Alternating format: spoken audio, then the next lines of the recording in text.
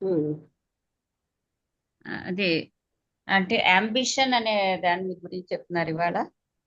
మనం అంటే ఆదర్శాలు ఆశయాలు అన్ని పెట్టుకొని జీవితంలో ఇంకో విధంగా ఉండాలి అనే ఒక పిక్చర్ పెట్టుకుంటాము. సొసైటీ కోసం ఆలోచిస్తాం మనం ఇలాగనమాట. సో అతను అనేది ఏంటంటే ఈ అంబిషన్ అనేది ఈ అర్జీ అనేది ఆ, ఏదో చేసేయాలి, పొందాలి, రెప్యుటేషన్ పొందాలి, ఇలాంటివన్నీ యథార్థం నుంచి పారిపోవడమే. ఆ, ఇది అంటే యథార్థాన్ని ఫేస్ చేయలేక ఇంకేదో ఒక రకమైనటువంటి స్థితిని మనమే ఇమాజిన్ చేసుకొని అలా ఉండాలి అని ఇమాజినరీగా ఆలోచిస్తాము. ఇది ఆ, అదే ఆయన చెప్పేది. అంటే అలా ఉండకపోతే మనం ఏమి అంటే మనం ఆవిడే అన్నారు. అలా అయితే మరి లైఫ్ తాలూకు గోల్ ఏమిటి, లైఫ్ లో ఎలా ఉంటాం, లైఫ్ అనేది ఎలా కంటిన్యూ అవుతుంది ఏ ఆశయాలు లేకుండా అంటే లేకుండా లైఫ్ అనేది కంటిన్యూ అవుదా, లైఫ్ అనేది నశించిపోదు కదా, లైఫ్ నువ్వు ఉన్నట్టుగానే ఉంటావు.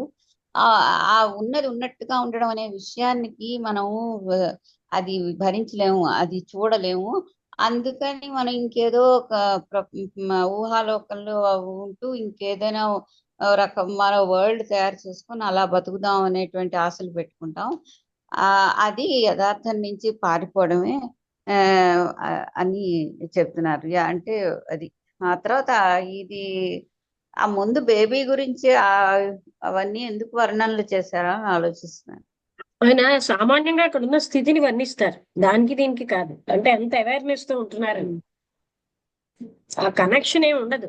అంటే ఎదురుగుండా ఉన్న విషయాన్ని ఎంత ఉమ్. ఎంత ఎంత అంటే స్పష్టంగా చూస్తూ సూక్ష్మంగా ఆ చూస్తున్నారు అనేది మనకు తెలుస్తుంది. ఆహాహా. అదే అసలు అదే యథార్థ స్థితి నన్ను అడిగితే. అంటే మన యథార్థ స్థితి కాదని కాదు, అంటే మనం ఏదైనా చూసినప్పుడు అలా 70% అబ్జర్వేషన్ చేయడం అనేది చాలా తక్కువగా ఉంటుంది. ఈ ఏ, లోపల మన ఏదో ఫీలింగ్స్ మన అన్ని యాడ్ చేసేస్తూ ఉంటాం, అవన్నీ లేకుండా యాజ్ ఇట్ ఈస్ చూడడం. యాజ్ ఇట్ ఈస్ చూడడం. అవునవును, ప్రతిసారి ఆ ప్రకృతి వర్ణనలో మనకి ఈ విషయం తెలుస్తుంటుంది. సో ఇది ఇవాళ ఆవిడెవరో వచ్చిన ఆవిడకి అంబిషన్ గురించి ప్రశ్నించి ఆవిడని చెప్పే అన్నారనమాట. యథార్థం నుంచి పారిపోవడానికే ఇలాంటి అంబిషన్స్ పెట్టుకుంటాం ఆ అని.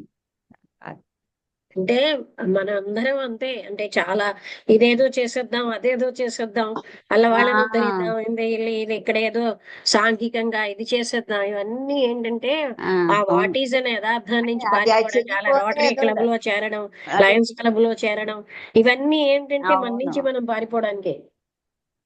అదే అవన్నీ లేకపోతే లైఫ్ ఏదో శూన్యం అయిపోతుందో, బోర్ అయిపోతామో అని ఉమ్. ఫీలింగులు ఉంటాయి. అది కూడా అనుకోవడమే, అలా అనుకుంటాం సార్. అంటే అది పారిపోవడం, తన నుంచి తాను పారిపోవడం. ఎందుకంటే ఆ వాట్ ఈజ్ నిజమే, ఫేస్ చాలా చేయాలి. విషయం. ఉమ్. ఫర్ ఇది ఎగ్జాంపుల్ చాలా ఒంటరితనం మంచి ఉంది, ఒంటరితనాన్ని ఫేస్ చేయడానికి నచ్చక పారిపోతూ ఉంటారు. అవును, అవును, అవును. కానీ అదే యథార్థం. ఆ యథార్థాన్ని యథార్థంగా చూడడం ఇష్టం ఉండక మనం ఇంకోళ్ళతో కంపేర్ చేసేసుకొని అలాంటి వాళ్ళు అలాంటి ఆ జీవితం బాగుంటుంది కదా, అలా ఉంటే ఇలా పోయింది, ఈ బాధలు ఉండి ఏమిటో ఇది బాధ అనుకోవడం కూడా ఒక రకమైనటువంటి సొంత అభిప్రాయమే తప్ప నిజం అనేది ఏం లేదు. ఉన్నది ఉన్నట్టుగా ఫేస్ చేయడానికి ఇష్టం ఉండడం ఉండదు, ఆ చూడడం బాధ చాలా, అది ఎదురుగుండా ఉన్న కొంచెం అంటే కష్టం. కష్టమా అని కాదు, ఆ ఫేస్ చేయడం ఎప్పుడు అదే చెయ్యం. అందులో.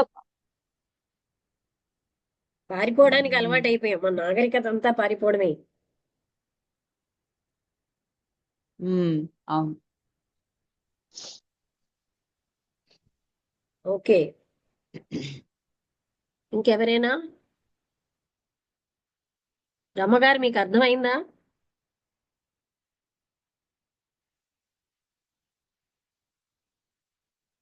అర్థం కాకపోతే అడగండి. అర్థమైందమ్మా, అర్థమైంది. కానీ అలా ఉండడం పారిపోవడంలో మనం ఏదో ఉద్ధరించాం అనేది. అనుకుంటాం, అంటే మనం ఎవరినో ఉద్ధరించేస్తున్నాం అనుకుంటాం.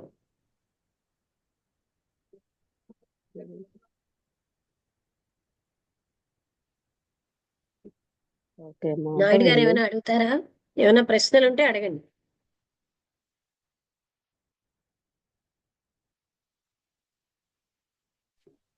లేదమ్మా, అర్థం అవుతుందమ్మా. ఓకే, అందరికీ అర్థమైందా రమణ, ఐశ్వర్? రమ్మగారు మీకు కూడా అర్థమైందా విషయం? మీరు ఫస్ట్ టైం చాలా రోజులకి వస్తున్నారు మళ్ళీ. అర్థమైందమ్మా, అర్థమైందమ్మా. అంటే ఈ పారిపోవడమే మనకి అలవాటు అయిపోయింది కదా. అవునమ్మా. మన నుంచి మనం పారిపోతున్నాం. ఓకే, డౌట్స్ ఏమీ లేకపోతే నేను క్లోజ్ చేస్తాను. ఏమైనా డౌట్స్ ఉంటే డిస్కస్ చేద్దాం. అమ్మా, చెప్పండి, ఇప్పుడు ఇది ఏమైనా అడగండి. అంటే టాపిక్ అయితే ఇది తెలుసుకోవడం వల్ల తెలుసుకుంటాం, కానీ దాన్ని మనం దాంట్లో పెట్టలేకపోతున్నాం కదమ్మా. ఇప్పుడు ఇది అప్లికేషన్ లేదు, జస్ట్ వింటున్నాం వదిలేస్తున్నాము, వింటున్నాం వదిలేస్తున్నాం. దీన్ని ఇట్లా అంటే అసలు అలా కాదండి, మళ్ళీ ఒకటి తెలిసింది కదా. దాన్ని ఇలాగా మనం ఏదో చేసేద్దాం అనుకోవడం ఇదంతా కేవలంగా మన ఉన్న యథార్థ స్థితిని ఫేస్ చేయలేక ఇవన్నీ మనం పారిపోతున్నాం. ఫర్ ఎగ్జాంపుల్ ఒంటరితనం ఉంది, లేకపోతే మరో దుఃఖం ఉంది, దాన్ని ఫేస్ చేయలేక మనం పారిపోతూ ఉంటాం. చాలా మంది చూడండి, తనలో ఉన్న శూన్యం నుంచి ఈ క్లబ్బులను పెట్టుకుంటారు, అలాగ ఏదో ఒక పనిలో వెళ్ళిపోతారు. అది కూడా ఒక డ్రగ్ ఎడిక్షన్ లాంటిది అన్నారు.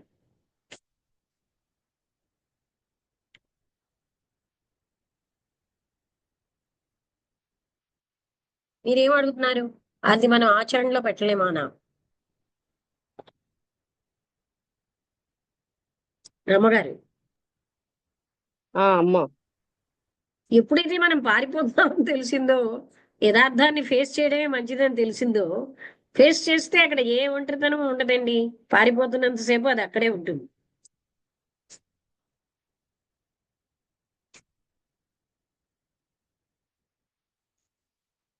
క్లారిటీ వచ్చిందా?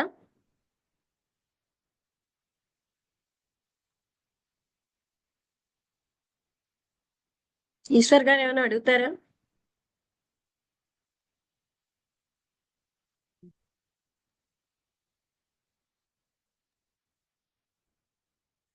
రమ్మగారు, మీరు ఏం మాట్లాడండి, మీకు క్లారిటీ వచ్చిందా లేదా? వచ్చిందమ్మా. అది అంటే మనం ఇలాగా యాక్చువల్ గా అది భయపడి పారిపోతున్నాం, కానీ ఫేస్ చేస్తే ఏమీ లేదు అక్కడ. ఆ పారిపోవడానికి ఎన్నో యాక్టివిటీస్ పెట్టుకుంటాం, ఏవో ఆశయాలు పెట్టుకుంటాం. ఈ ఆశయాల వల్లే సంఘర్షణ పెరుగుతోంది. ఆ విషయం మనకు అర్థం అవుతే అలాంటివి చెయ్యం కదండి. ఓకే, ఇంకేమైనా డౌట్స్ ఉంటే మీరు అడిగితే డిస్కషన్ బాగా ఉంటుంది. మీరు అడగండి, అంటే అది ఎలా పెరుగుతుంది, పారిపోవడం ఎలాగా ఇబ్బంది కలిగిస్తుంది, అలాంటివన్నీ మీకు ఏమైనా డౌట్స్ ఉంటే అడగొచ్చు.